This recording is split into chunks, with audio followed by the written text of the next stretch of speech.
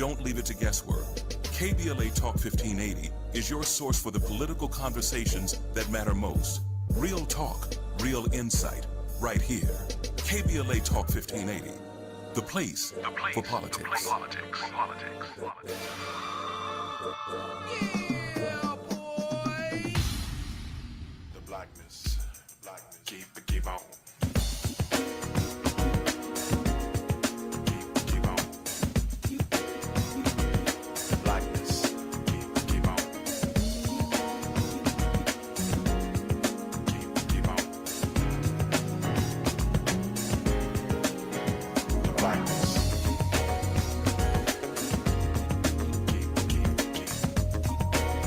blackness. Keep on. The blackness.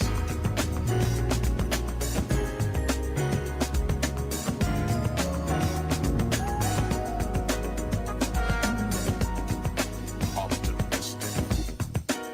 When in the midst of sorrow, you can see up and looking down. A brighter day tomorrow will bring.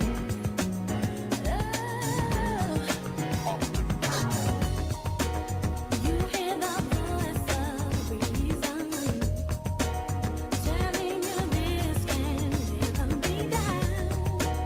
No matter how hard reality seems, just hold on to your dreams, yeah. You are listening to and streaming A More Perfect Union on KBLA Talk 1580. I'm Dr. Nicordelai Corte, and this is hour 2 of A More Perfect Union. McDonald's affordability push is falling flat, and Ebola has now killed more people in Congo than any outbreak in modern history at this pace. And then Altadena. We're joined by NAACP Pasadena Chapter President Brandon Lamar to unpack today's bombshell fire department report on what caused the Eaton fire. And we're also joined by KBLA's own James Farr, an Altadena resident himself, connecting those flames to what's happening right now in Spokane, Washington. And we close with a story out of Ohio that should make every one of us pay attention. ICE and ankle monitors on Haitian immigrants. Let's go ahead and get into it. It's time for your national news roundup. It's time for you to decide the good, bad, and ugly headlines of the day. And kicking us off here, McDonald's, the value menu fails to win back diners. That's right. McDonald's reported its slowest U.S. sales growth in over a year as its value push, it's fell flat with customers still struggling with higher prices, and overall U.S. customers count that's actually declined at McDonald's. The CEO didn't sugarcoat it, saying, quotes, "We simply didn't execute at the level we needed in the second quarter," adding that the company must, quote, "raise the bar in the U.S." Executives said they simply offered too many overlapping value deals, a $3 and under menu, $5 bundled meals that ended up muddling the message rather than clarifying it. There's a leadership shakeup too. Sky Anderson, a longtime McDonald's employee, is taking over as president of the U.S. division, replacing Joe Erlinger, who had held the role for 6 years. And the bigger picture here matters for our listeners. Roughly half of Americans now say they view fast food as a luxury because they're struggling financially, and 75% say fast food isn't actually cheaper than eating at home, even though most people think it should be.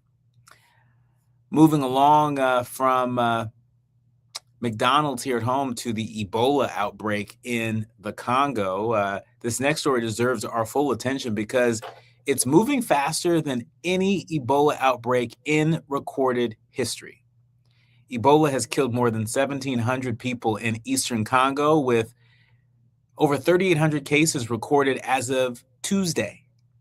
By comparison, the massive 2014 to 2016 West Africa outbreak, which eventually killed over 11,000 people, it took about 8 months just to reach 1,000 deaths. this outbreak has already blown past that pace. The outbreak is caused by the rare Bundy-Bugo strain of the virus, concentrated in one of Congo's provinces, which accounts for nearly 90% of cases, though infections have spread to 5 other provinces, including the major city of Kisangani. I think I got that right. Africa CDC Director General Dr. Jean Kaseya said it's not yet clear when the outbreak will peak, and cautioned that nearly 80% of new cases are coming from community spread rather than known contact tracing, which tells you containment is genuinely struggling. Now, why is this happening? Well, the response has been hampered by a funding gap, attacks on health centers, ongoing armed conflicts in eastern Congo, and mistrust among local communities. Displacement from that conflict and illegal mining in the region have made it extremely difficult to trace the thousands of people who've come into contact with infected individuals. But there is a glimmer of hope. There's a glimmer of hope. Enrollment in a highly anticipated study of 2 possible Ebola treatments has recently started, and neighboring Uganda has already declared itself Ebola-free after discharging its last patient in mid-June. And so there is reason to be hopeful, and we're going to hold hope, but we also should be paying attention, because some of the same surveillance systems that we had in place to be on the lookout for outbreaks like this, they're not the same as they used to be. A lot of the funding that we were providing, public health funding around the world and on the continent of Africa, are either no more or they have been cut so severely. And so this is really a warning that when we don't look out for our neighbors and friends and allies around the world, that it's just a matter of time until someone boards a plane or a ship and goes to another part of the world, and now that part of the world is dealing with problems. And so we're going to continue to keep our eye on the Ebola outbreak, the Ebola crisis in the Congo. And when we come forward, we're moving from the Congo to Altadena, because today, for the first time, we got an answer on what caused. NAACP Pasadena Chapter President Brandon Lamar joins us next. You are listening to and streaming A More Perfect Union on KBLA Talk 1580.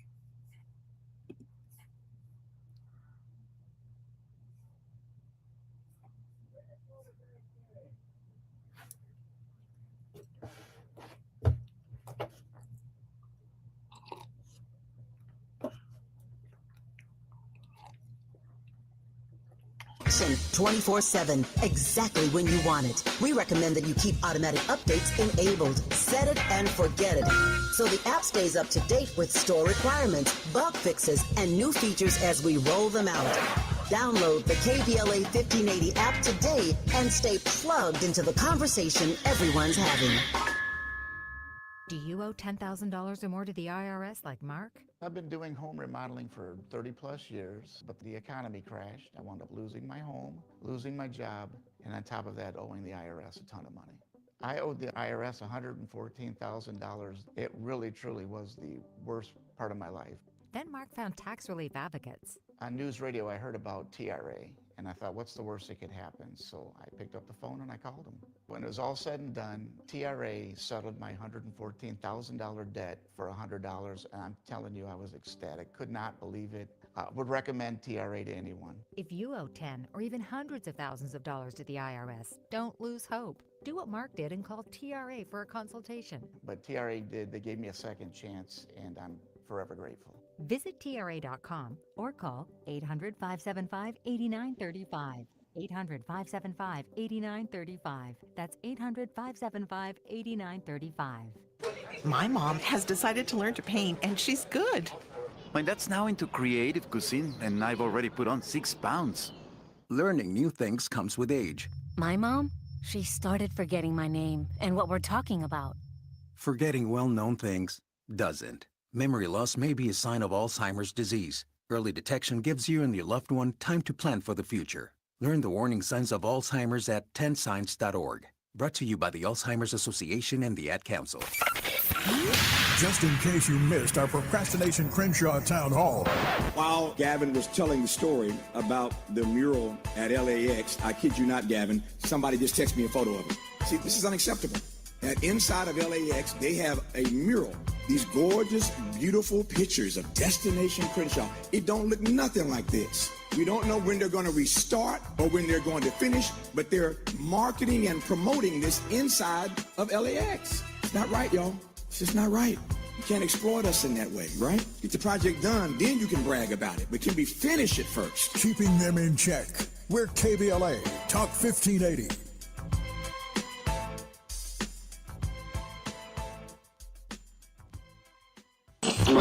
We have no permanent friends or permanent enemies. Only permanent interests. As we effort to build a more perfect union. You are listening and streaming Union on KBLA Talk 1580. I'm Dr. Nicordelai Corte, and really delighted to welcome to the show Brandon Lamar. He is the president of the Pasadena chapter of the NAACP. Right away when I saw this news, I knew that I wanted to talk to folks who've been organizing on the ground from the very beginning to get their immediate reaction to this. Brandon is not just the president of the NAACP Pasadena chapter. He's also a documentary filmmaker who's been telling the story of Altadena since before most of the country knew its name. Brandon, welcome back to A More Perfect Union. I believe you're talking to me, but I can't hear anything from my end of it. Oh, okay. Well, we're going to fix that because that's essential. We're going to work on Brandon's audio, but in the meantime, we're going to go to James Farr. James Farr is also with us today. James Farr is host of Conversations Live, Altadena Forward here on KBLA. James, welcome to the show. Good afternoon, Dr. Nicordelai. Thank you for having me. I'm actually live right now at the headquarters of LA Fire Justice, and I just finished speaking with CEO Chris Holden, former Pasadena mayor, former California State Assembly member, and Speaker of the House, and getting his reaction to this bombshell finding in this investigation report into the causation of the January 2025 Altadena Eaton Canyon fire, which, Doc, as you know, destroyed over 9,000 structures. A total of 9 people perished in the fire, and estimated, and it's still being confirmed and tracked, over 435 people have perished in the post-fire event in deaths that are being attributed to causation of the fire, and as well as upwards of 25,000 people were displaced from their homes. Yeah. I really want to set the stage here because the LA County Fire Department, they released this long-awaited conclusion, and it's really significant. The department concluded that electrical arcing is an out-of-service Southern California Edison transmission tower that sparked the January 2025 Eaton fire, the fire that killed at least 19 people in Altadena, and to James' point, destroyed roughly 9,000 structures, and over more than 14,000 acres. And so the report, it really gets specific. The fuel bed ignited approximately 12 seconds after the burning material was seen falling from the arcing event. And I've got to ask, I think we have Brandon Lamar with us. Brandon Lamar will be joining us momentarily. But James, you have been on the ground in Pasadena, beginning of this crisis, the beginning of this tragedy, really. On the human level, what was your reaction to this report today? They're personally speaking, Dr. Nicordelli, but I have to kind of conflate the two because I'm personally impacted. I've been reporting for the last 19 months on the ground since day one because I live inside of the fire zone, right? My family and I had to evacuate. And so personally, it is a bit of relief in that we now have evidenced, an independent report, documentation that, folks like you and I can put our hands on and move away from the alleged language or not quite yet verified language. But what this report does inform me is what I have said, Dr. Nicordelli, on my program for the last 80 some odd weeks, is that somebody or somebodies didn't do their job. We knew that, and it didn't necessarily take a report for us to understand that. There were 13 independent verified videos that Edison would have had the community to not believe their lying eyes. And so from the beginning, Edison has attempted to abscond themselves from accountability. They've attempted to deflect themselves. They've blamed, encampments, or even flirted with blaming undocumented community members as a part of perhaps an encampment that could have sparked the fire. But it's my belief and my reporting since day one, Doc, that there was no deniability that Edison was the causation of this fire. We knew that on January 7th, 8th, and we know it today for sure. Brandon Lamar, the president of the NAACP chapter in Pasadena. Brandon, I hope you can hear us. I can hear you now. Wonderful, wonderful, wonderful. And so what was your initial reaction to this report? As James just mentioned, to some people, it may sound like water is wet. But what did it sound like to you? To me, my initial reaction was, tell us something new. This is something that we already knew. And now we just have a report. We have paper, we have document to tell us what we've already known from the beginning. And I think that is sometimes what is disheartening for a community, especially in communities of color, is that we live out truths, even when people don't believe the truth that we live out. And so it's sad that, a report like this had to happen, it had to happen, you can't take it away. But at the same time, this is what community have been saying all along. This is what neighbors have been saying all along. This is what people who have been impacted by this fire have said all along. And I think now that we have this truth coming into community, then we should be seeing wholeness happening within community much faster because of this, right? And so it's not only accountability, but if you have accountability without making a community whole, then you really have nothing. And so I think with this documentation, it's going to allow our community to get the accountability that is needed, so our communities can be made whole in this time. And just as you were just laying that out, I couldn't help but wonder, what does today's fire department report actually change for families who are 18 months in the rebuilding? In some cases, folks who still can't rebuild for a whole wide variety of reasons. Does this strengthen their hand, particularly those folks who might have been considering, signing up for this Southern California Edison wildfire fund? I know there's been a lot of talk in the community about about that fund and what happens in terms of people's ability to pursue any suits against Southern California Edison if they tap that fund. What are you seeing? What are you hearing related to that? Yeah, I think a part of the accountability part of it is the lawsuit, right? And oftentimes you can't hold people accountable if you don't go through the lawsuit, and so that is one way to do it. Now, the other thing that we have to acknowledge is that this took 18 months, and not everybody had 18 months to wait. There are people who sold their lots, their grandparents who sold their lots, their children who sold their lots because they didn't have the finances either to rebuild or the finances to stay in their community.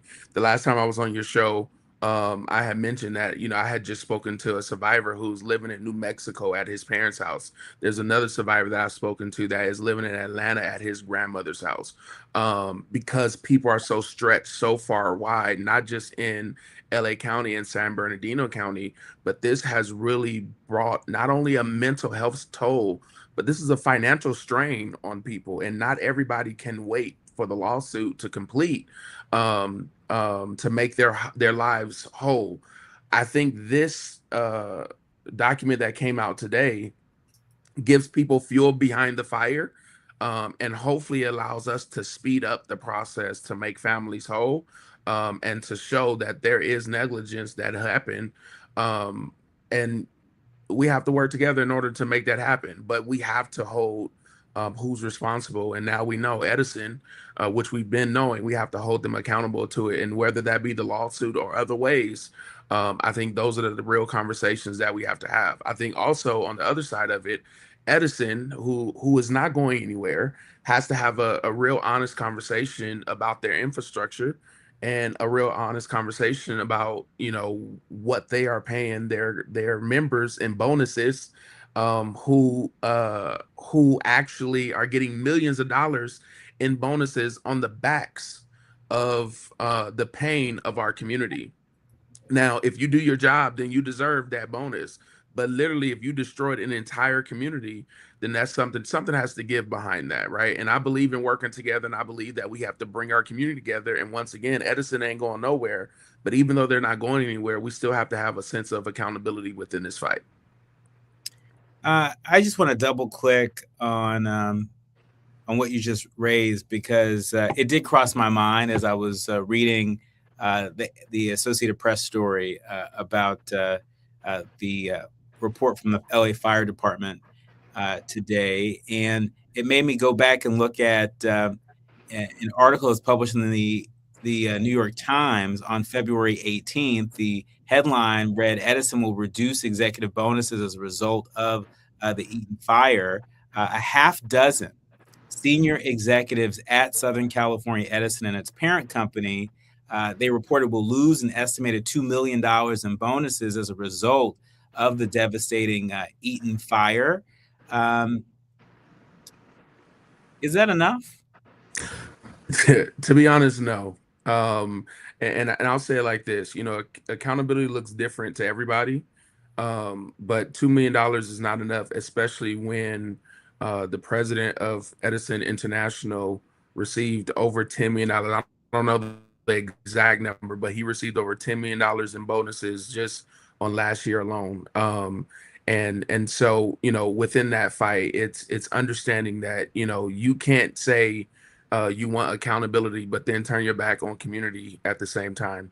And so I don't think it's enough. I think that there's more that can be done, especially when there's projected billions of dollars of damages that has happened in our community, and understanding the toll that it has taken in our community, and the heartstrings that it is presented in our community. And people are still fighting every single day, right? I celebrated one of our community members who goes to my church. He just moved into his home 2 weeks ago, and literally his next door neighbors are living in a tent and in their cars, right next door to his house. So in one way, we have a celebration. On the other side of it, we still see the despair and the tragedy behind what is taking place within our community. And I think those are the hard conversations that we really have to adjust. But this part allows us to see it in a different way. Yeah, yeah. There are folks out there that say that what's happening in Altadena is a part of a pattern nationally, particularly a pattern related to Black communities that are bearing disproportionate exposure to environmental risk and infrastructure risk. Do you think the Eaton fire fits that pattern, or is this its own story? I believe it fits the pattern behind it. I've said that, disasters don't discriminate, recovery does. And we've seen it not only in the span of, we're talking about this report that the LA Fire Department has done, but I think that there has to be some accountability within our fire department as well. When you see fire hydrants that are not working, water that is not in the fire hydrant, so you can't even put out a fire without any water. And then even the response that have came out of the amount of county fire trucks that was in Alteen to fight the fires, right? Like there are literally things that we're seeing across the board that are injustices to our community as the Black community, African American community, community of color. But we've seen this in every single disaster. You also see this in the response to disasters, right? When you look at disasters that is happening predominantly in African American communities, you also see who's able to come back. And the majority of Black communities are never able to come back as a whole when it comes to after the disasters. And so this is what is shaping our communities. It's what's shaping our national community. And I think that's something that we really have to pay more attention to in the Black community, especially because disasters are not going anywhere. They're going to continue to happen. Climate change is here, and we're fighting a battle that we really have to work together to really overcome. When we come forward, we'll be joined again by James Farr. He is the host of our KBLA weekend show, Conversations Live, Altadena Forward. I'm curious about what your message is for displaced Altadena families that are listening or streaming right now. When we come forward, I want to give you an opportunity to share what they need to know about this report, the bellwether trials, and the claims process. You're listening to and streaming A More Perfect Union on KBLA Talk 1580. More with Brandon Lamar of the Pasadena chapter of the NAACP and our very own James Farr. Eye-opening, heart-rendering. This is where authentic voices meet powerful discussions on culture, community, and change. This is where Black voices matter. He's breaking boundaries, amplifying diverse perspectives, and tackling the issues that matter most to you. You're inside A More Perfect Union with Dr. Nee Corte on KBLA Talk 1580. I'm Amber Payton with BIN News Now. A new poll finds strong support for Democrat James Tallarico among Black voters after his primary win over Jasmine Crockett. Pollster Mark Jones says Tallarico will need that support to defeat Republican Ken Paxton. And they say that Jasmine Crockett's loss in the March primary will not depress their turnout. The poll also found most Black voters believe Texas Democrats take them for granted. Black Chicago Mayor Brandon Johnson is down a second high-profile financial staffer in less than a week. Budget Director Annette Guzman is resigning to care for an aging parent days after CFO Stephen Marr stepped down. And NBC is launching its first celebrity edition of The Voice, hosted by Keke Palmer. Queen Latifah, Joe Jonas, and Riley Green will serve as coaches as actors, athletes, influencers, and other stars compete. The Voice Celebrity is set to air in 2027. Get BIN News Now on demand 24/7 on the iHeartRadio app. Recall 67A mobile appointments are now available in your area. We come to you, quick, easy, and under an hour. Complete the recall to get $500, plus a warranty worth thousands. Schedule today at CummonsRecall.com. This is the KBLA Sports Minute with Ray Richardson. The USC Notre Dame football rivalry is back on the schedule. The longtime rivals agreed to start playing each other again in 2030. USC and Notre Dame signed off with a new 4-year home-and-home series. After last year's game in South Bend, the two programs decided to end the rivalry when they couldn't agree on future dates. USC and Notre Dame have been playing each other since 1926. Here are the top 5 HBCU football players this season. Alabama State quarterback Andrew Body, Hampton offensive lineman Omari Allen, Alabama State offensive lineman Elijah Baker, Southern University defensive back Herman Brister, and Alabama A&M quarterback Cornelius Brown. Clippers guard Darius Garland was among the NBA players and celebrities who attended the wedding of Cleveland Cavaliers star Donovan Mitchell and R&B singer Coco Jones. Mitchell and Jones were married Saturday in Greenwich, Connecticut. No debates, no speculation, just the info you need. That's your KBLA Sports Minute. I'm Ray Richardson on KBLA Talk 1580. Let's do this. We're heading into one of the most important election seasons in a generation. And with so much on the line, your healthcare, your economy, your neighborhood, you deserve more than sound bites. You deserve the full story. KBLA Talk 1580 is your trusted voice for political coverage, commentary, and conversation. From local races to national headlines, we bring you the insight and perspective you need to make sense of it all and make your voice heard. Between now and November, a lot will happen, a lot will change, but one thing won't. KBLA Talk 1580 will be right here, keeping you informed, keeping you engaged, and keeping it real. KBLA Talk 1580, the place for politics.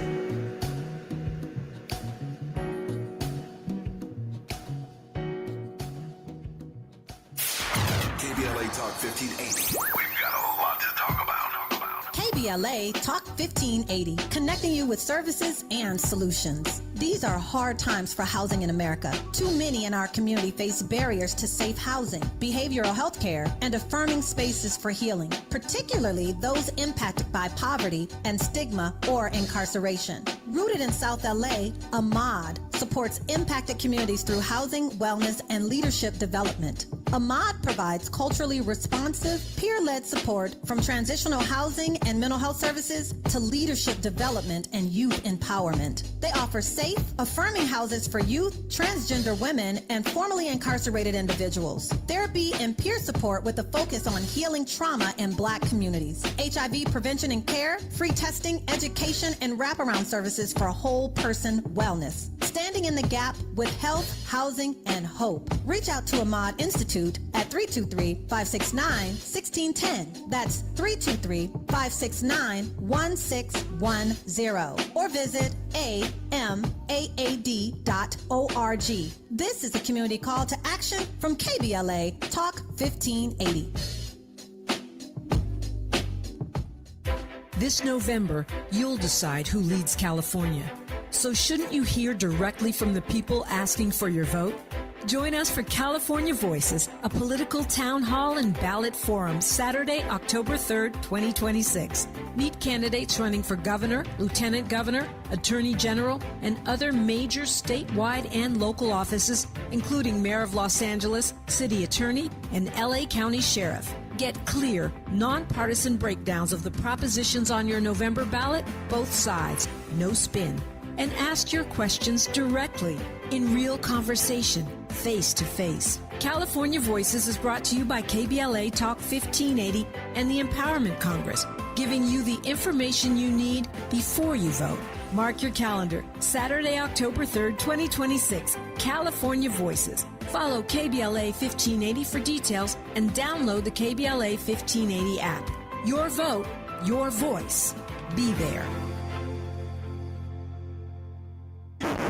National news, the consequence, informed opinion, and analysis beyond the headlines. You're listening to A More Perfect Union on KBLA Talk 1580. You are listening to and streaming A More Perfect Union on KBLA Talk 1580. I'm Dr. Nicordelai Corte, and really honored to be in conversation with my colleague, James Farr. He is the host of Altadena Rising, of Conversations Live, Altadena Forward, right here on KBLA Talk 1580, and Brandon Lamar, who is the president of the Pasadena chapter of the NAACP. These gentlemen have been on the ground from the beginning. I mean, hat tip, I got my hat on today, hat tip to both of you for just your commitment, your work, and your witness. I know that a lot of it is not very glamorous, and I know it's oftentimes not easy, but you all have really stuck with the recovery and accountability efforts, and we are most grateful to both of you for being here.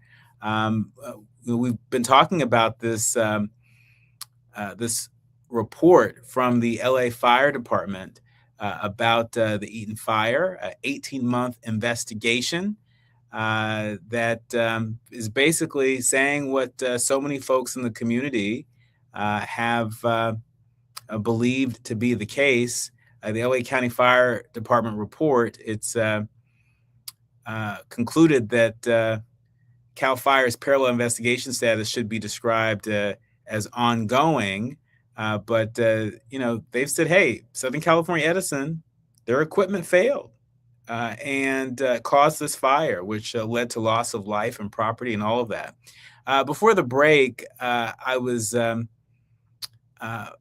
raising the question around the relevance of this to displaced Altadena families that are listening right now, that are streaming right now. What is it that they need to know about this report, about the bellwether trials and the claims process?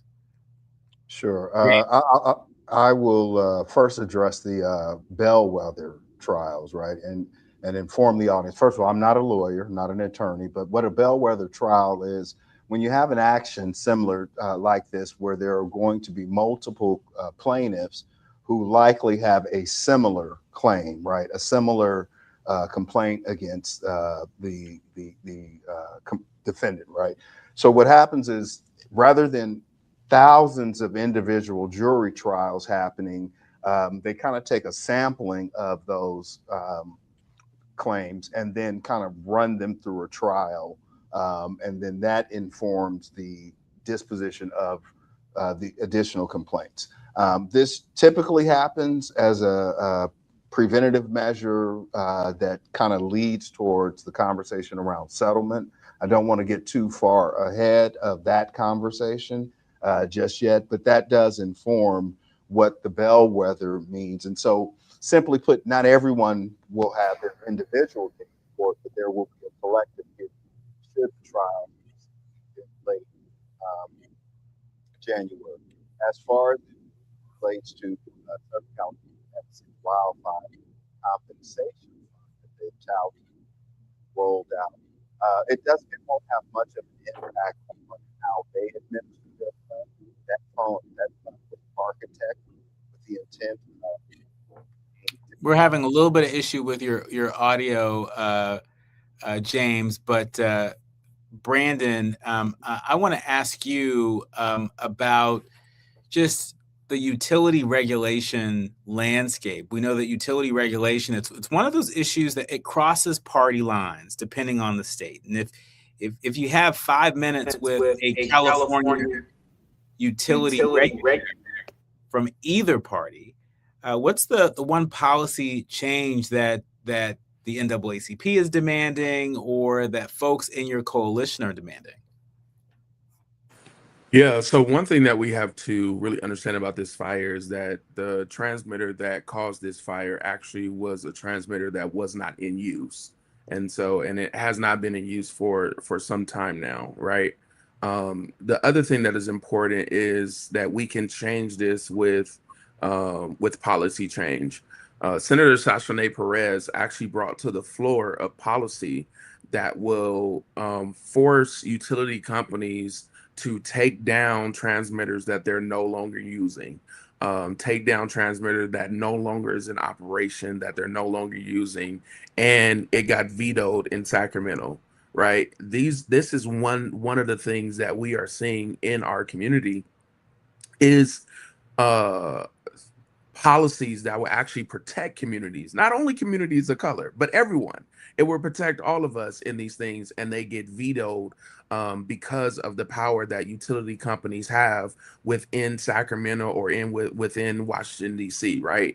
And so we can talk about policies all day long, but we also have to talk about the powers that be when it comes to utility companies, and how they give to politicians in their campaigns and things of that nature, which is causing our local communities to actually suffer long term. So if that was actually something that we could have passed last year, we would have seen transmitters that are not being used across the state being taken away. But being that was one of the things that caused our fire, or the thing that caused our fire here at Eaton, it really brings a toll in what our community needs to see change within. James, I think you can hear us well now. I can, Doc. Yeah, it's a busy day. That's right. It is a busy day. Mercury's in retrograde. We're gonna fight back. That's all right. Yes, sir. Yes, sir. So we were just talking about just sort of the regulatory, landscape. What are you hearing as we're getting closer to the November election? We know that Steve Hilton and Javier Becerra are running for governor. A lot of folks are running for a lot of offices that are going to be really important to the recovery of Altadena, whether we're talking about California Attorney General or talking about California Insurance Commissioner. Have there been any promises made to the people of Altadena as we're heading into November that our leaders, learners, and listeners might want to reflect on before they get their ballot? Sure. Let me qualify that, Doc, as someone on the ground who has been reporting this from day one. I have not been informed of any promises from either candidate, and that's telling, not so much in the sense that I don't know of any promises. What that really speaks louder to is their absence from this community during this election time. And so there is a concern that the attention prior to getting through the primaries to get into the general election in November, we can anticipate that there'll be a flood of promises that will come into the community between now and election. The question always is, Doc, are those promises made and promises kept? Outgoing Governor Gavin Newsom promised $2.5 billion in relief shortly after the fire. No strings attached. Where's the money at, Governor Newsom? Those are the questions that people are asking. Right now, people don't want promises.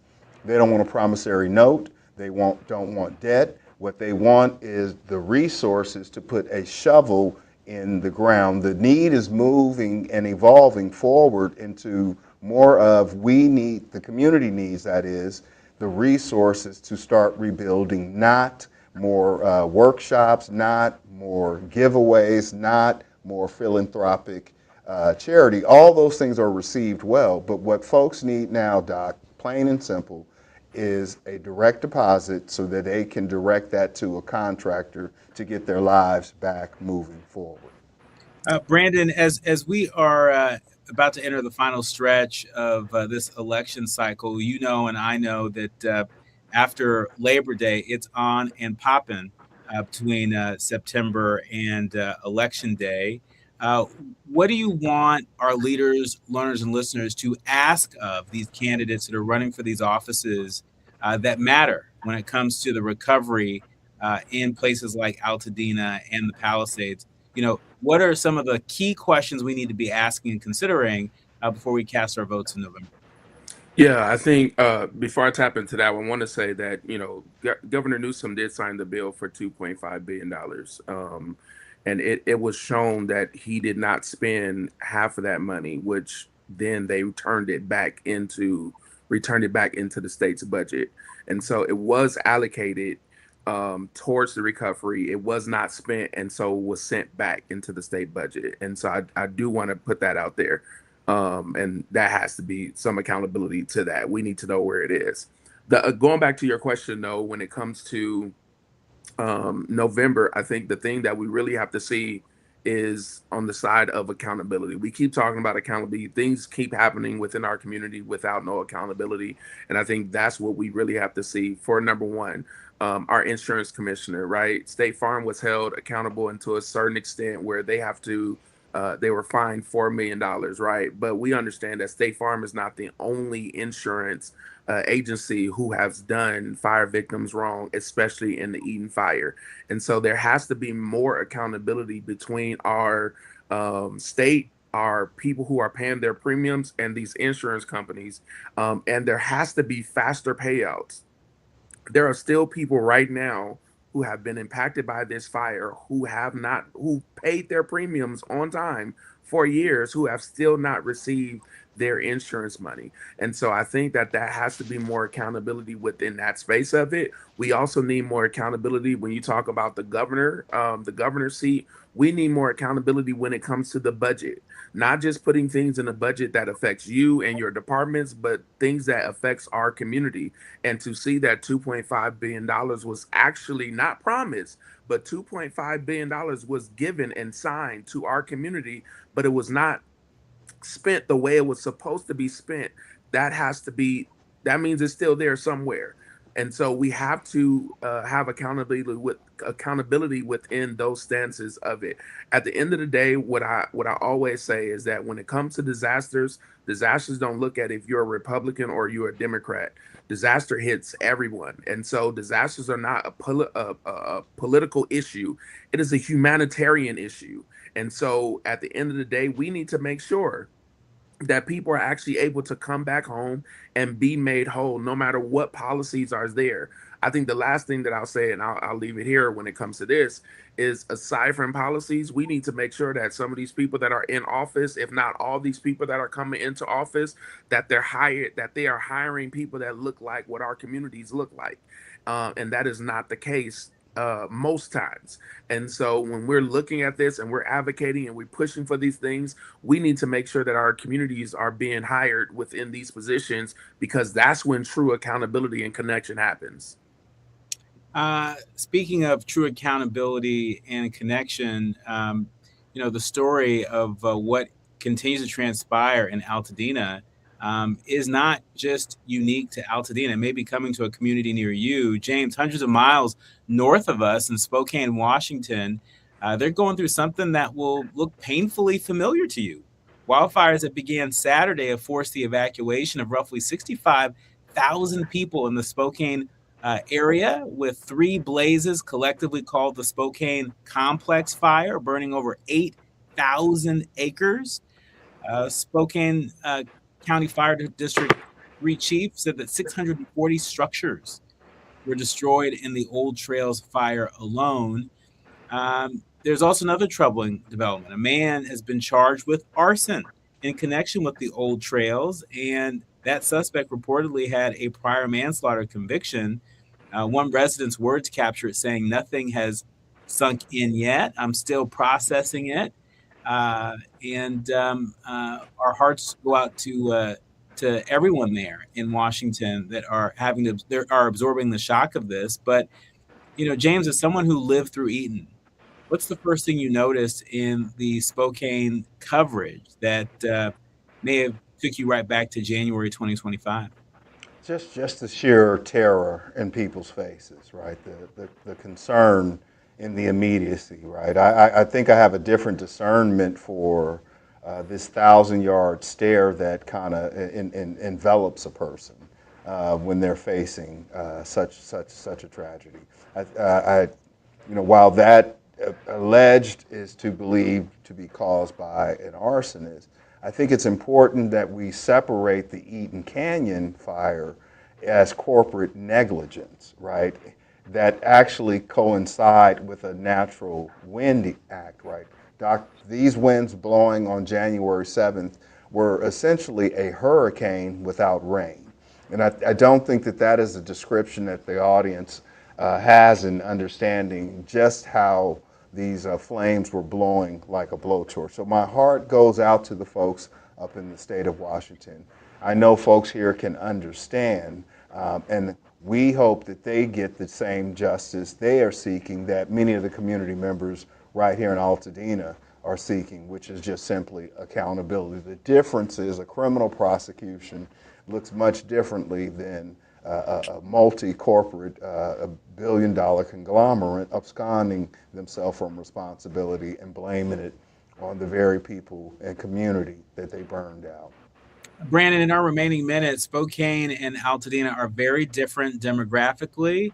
I've got to ask you this question straight up. Does the disaster response and the national attention, you suspect it's going to look different because of who lives there? The truth of the matter is, I don't know. Every disaster since the Eaton fire has not actually received FEMA dollars as they should have under this administration.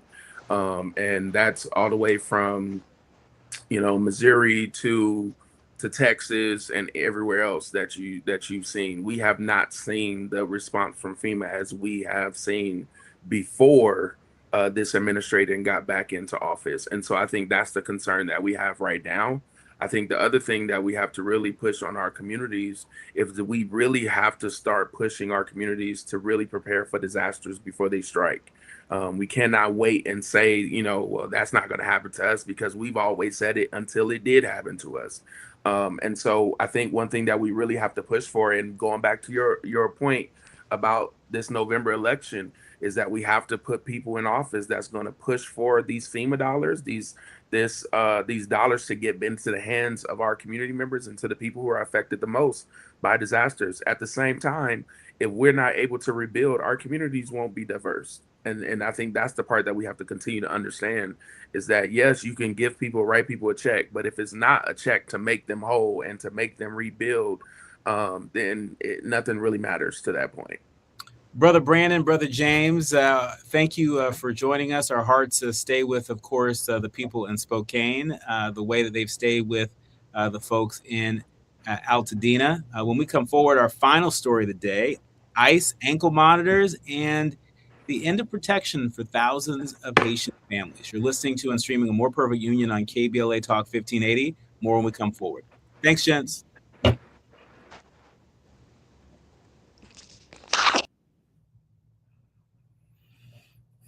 For me, anybody who's spending their time in 2026 talking about 2028 or planning for 2028, it tells me that you're not as Save money. Through the Cool LA program, eligible customers can receive instant rebates of up to $275 on new portable, window, and wall air conditioners. Shop the Cool LA Marketplace today and beat the heat and save. Learn more and apply at ladwp.com/cool-LA. That's ladwp.com/cool-LA. You ready? Drop it. 2 shows, 1 Friday. All Amanda Seals. What's up, y'all? Catch me here on KBLA Talk 1580, first from noon to 2 p.m. And if you miss me, I'm back 4 to 6 p.m. See, this is where the conversation gets real. Ooh, and it gets good. So don't miss it. Fridays only on KBLA Talk 1580. KBLA Talk 1580. We've got a lot to talk about. Tired of being locked out of job opportunities and shut down by systemic racism? KBLA Talk 1580 stands with you in fighting for the rights of black workers, and we don't back down. The Los Angeles Black Workers Center is a dynamic alliance of workers, organized labor, community-based organizations, clergy, students, and scholars working collectively to improve the position of the black working class. The LA Black Workers Center takes a comprehensive approach to addressing the black jobs crisis. Their programs promote access to quality jobs, racial equity in hiring and retention, discrimination-free job sites, and they prepare black workers for employment in high-wage career track jobs. The LA Black Workers Center supports workers who need help protecting their rights on the job. They give workers access to quality jobs and remove systemic barriers to employment. And they are advocating for a fair deal for black workers in the new Los Angeles City Charter. To sign up for free career readiness training, get involved in organizing, or learn about union apprenticeship programs and trade registries, please visit lablackworkercenter.org. That's lablackworkercenter.org. Together, we can beat the black jobs crisis and build a more equitable Los Angeles. This is a community call to action from KBLA Talk 1580.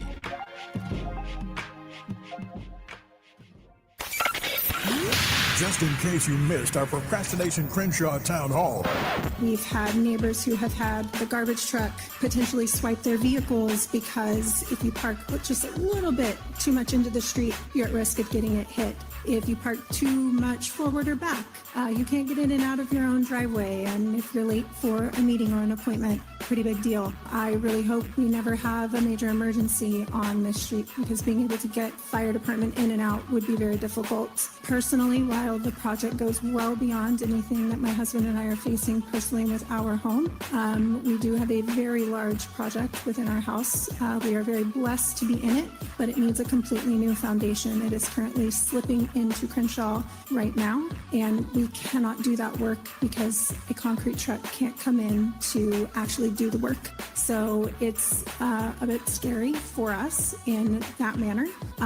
But there have been, there are numerous things that I know we will hear about today that everybody is facing on a daily basis. We really look forward to hearing what everybody has been going through and then trying to find a way to get the construction complete and move forward. Making sure they follow through. We're KBLA Talk 1580. Notable journalists, industry leaders, lawmakers, change makers, tastemakers, and you, working to build a more perfect union on KBLA Talk 1580. You are listening and streaming A More Perfect Union on KBLA Talk 1580. It's time for the quiet part out loud.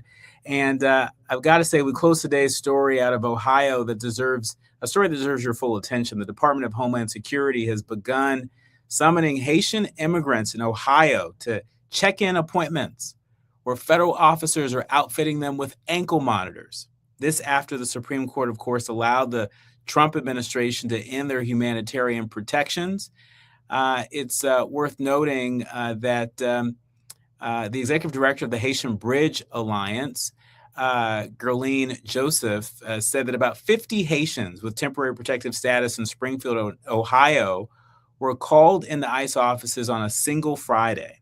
Local attorneys say that those immigrants were arrested and then conditionally released with electronic monitoring devices, instructed not to travel outside a 75-mile radius of their home. Now, this is a legal gray zone that we're in right now. The Department of Homeland Security states online that TPS for Haitians was terminated effective July 27, 2026, but attorneys say TPS can't officially end until lower courts execute the Supreme Court's ruling. And one attorney focused on TPS litigation says that for all practical intents and purposes, there's no longer any protection. A DHS spokesperson pushed back hard on that framing, calling the lower court judges who disagree activists, and stating that Haitians with TPS cannot and will not be able to stay. Now, the human toll is real and immediate. One Haitian resident was reportedly told that either wear the ankle monitor or accept $2,600 and deportation. That's where we're at. And that is our show for today. Today we watched democracy play out in real time in Michigan and Missouri. We honored a father this country failed in New Jersey. We got real about how AI is reshaping espionage, education, and the law itself with Jamar Reed. And we went back to Altadena because Eaton isn't history. It's still unfolding. And today it got a little more clear who's responsible. We connected to the pain to Spokane, Washington, because grief and rebuilding don't care what state you live in. And we close with Haitian families in Ohio, wondering if the protection this country promised them still means anything. This is what we do here. We tell the truth. We hold the powerful accountable, and we do it with love for our people. You've been listening to and streaming A More Perfect Union on KBLA Talk 1580. My thanks to the entire village helps us produce the show. Tavis Smiley, Brother Andy, Brother Art, Brother Faraji. Remember, don't panic. Organize, do what you can from where you are with what you have. I'm Dr. Nicordelai Corte. You've been listening to and streaming A More Perfect Union on KBLA Talk 1580.